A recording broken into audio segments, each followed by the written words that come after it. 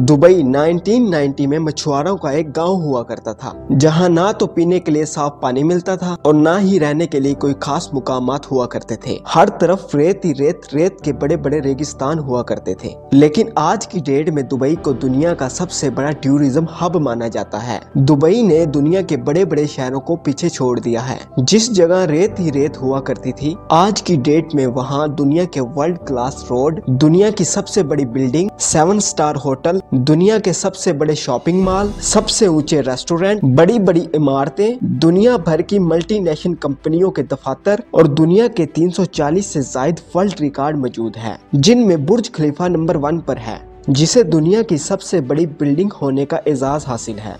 और यहाँ की पुलिस मर्सिडीज, लैम्बोर्गिनी और फरारी जैसी गाड़ियों पर सफर करती है। दुबई दुनिया की सबसे फेवरेट टूरिस्ट डेस्टिनेशन भी है, जहाँ हर साल तकरीबन 70 से 80 लाख टूरिस्ट घूमने फिरने के लिए आते हैं। दोस्तों, अब सवाल ये पैदा होता है कि दुबई ने इतने कम अरसे में इतनी ज्यादा तरक्की कैसे कर ली? ये दुनिया की सबसे मॉडर्न सिटी कैसे बन गई? इतनी दौलत दुबई के पास कहाँ से आई? क्या दुबई हमेशा ऐसे ही ग्रो करता रहेगा? और दुबई को बिगेस्ट सिटी बनाने के पीछे किन का हाथ है? आइए जानते हैं इन सब सवालों के जवाब KITV की इस वीडियो में। दोस्तों, अब आपके जहन में ये सवाल आ रहा होगा कि दुबई के पास ऑयल है, जिसकी वजह से दुबई ने इतनी ज्यादा तरक्की कर ली है। लेकिन ऐसा बिल्कुल भी नहीं है, क्योंकि इनकी GDP का सिर्फ 1% हिस्सा ऑयल से आता है। दुबई मुत्तहदा अरब अमारात यानी UAE है। ये 7 मुख्तलिफ रियासतों से मिलकर बना है, लेकिन ये हमेशा मुत्तहदा अरब अमारात नहीं था, बल्कि 19वीं सदी में इन इलाकों के ऊपर अलग अलग खानदानों की अलग अलग हुकूमत हुआ करती थी। उस वक्त इस पूरे इलाके को शेखडम कहा जाता था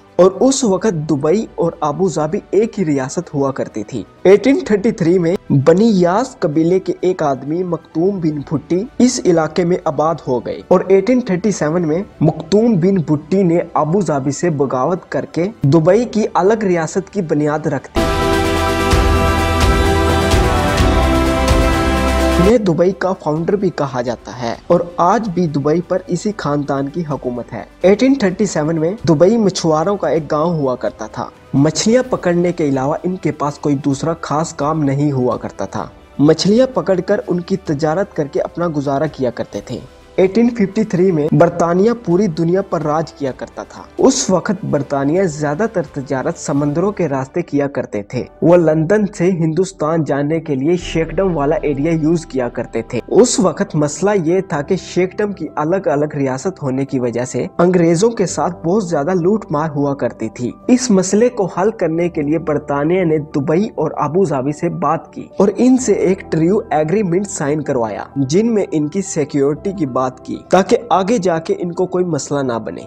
उसके बाद इस एरिया का नाम शेखडम से चेंज होके ट्रूशल स्टेट हो गया। जैसे ही दुबई ट्रू स्टेट में गिना जाने लगा, तो रशिया और फ्रांस भी इस एरिया को यूज करने लगे अपनी तजारत के लिए। अब दुबई मछलियों की तजारत के अलावा पर्ल बिजनेस में भी फेमस होने लगा। 1958 में मखदूम बिन भुट्टी का इंतकाल हो गया और फिर उनके बाद उनका बेटा राशिद बिन सईद दुबई के नए रूलर बने। इन्होंने दुबई को एक मछुआरों के गांव से एक खूबसूरत सिटी बना दिया। 1959 में इन्होंने यूरोप का एक दौरा किया। इन्होंने वहां की तरक्की और जदीद टेक्नोलॉजी देखकर बहुत ज्यादा मुतासिर हुए और इन्होंने डिसाइड किया कि वो भी एक दिन दुबई को ट्रेडिंग, ट्रांसपोर्ट और फाइनेंस का हब बनाएंगे, जो कि पूरी दुनिया में मशहूर होगा।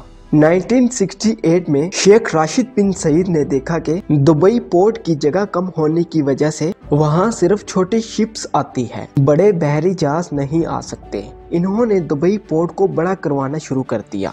इन्होंने इस प्रोजेक्ट के ऊपर बहुत सारे पैसे लगा दिए और इस प्रोजेक्ट के लिए इन्होंने दूसरी कंट्री से भी कर्जा ले लिया, जिससे लोग बहुत ज्यादा हैरान हुए और लोगों ने शेख राशिद बिन सईद का बहुत ज्यादा मजाक भी उड़ाया, क्योंकि ये एक बहुत बड़ा रिस्क था। लेकिन शेख राशिद जानते थे कि इस प्रोजेक्ट से दुबई की इकॉनमी बहुत ऊपर जाएगी। और दोस्तों, ये प्रोजेक्ट कामयाब भी हो गया और दुबई में बड़े बड़े बहरी जहाज आके रुकने लगे, जिससे बहुत सारे ताजर दुबई में तजारत करने लगे और जिसकी वजह से दुबई की इकॉनमी बढ़ने लगी। 1966 में दुबई से तेल दरियाफ्त हो गया, जिसने दुबई की किस्मत बदल दी। तेल तो दरियाफ्त हो गया था, लेकिन तेल के इतने ज्यादा ज़खायर नहीं थे। उस वक्त शेख राशिद बिन सईद को मालूम हो गया था कि ये तेल हमेशा नहीं रहेगा, एक दिन इसने भी खत्म हो जाना है। ज्यादा से ज्यादा ये 30-40 साल तक चल सकता है, तो दुबई हमेशा तेल पे डिपेंड नहीं रह सकता। उस वक्त शेख राशिद ने लोगों से एक बात कही थी जो आज भी बहुत ज्यादा मशहूर है। इन्होंने कहा था कि एक हमारे पास अच्छी खबर है और एक बुरी खबर है। अच्छी खबर ये है कि तेल दरियाफ्त हो गया है और बुरी ये है कि ये तेल बहुत थोड़ा है। दोस्तों इसीलिए इन्होंने बहुत सोच समझकर इन तेल के ज़खायर को इस्तेमाल करके दुबई में दूसरे नए प्रोजेक्ट बनाना शुरू कर दिए। इन्होंने वर्ल्ड के बड़े बड़े इंजीनियर्स को बुलाकर दुबई को सिटी बनाना शुरू कर दिया और बहुत से दूसरे नए प्रोजेक्टों पर काम करवाना शुरू कर दिया, जिस पर दुनिया भर के लोगों ने इनका खूब मजाक उड़ाया कि शेख राशिद बिन सईद अपना सारा पैसा जाया कर रहा है।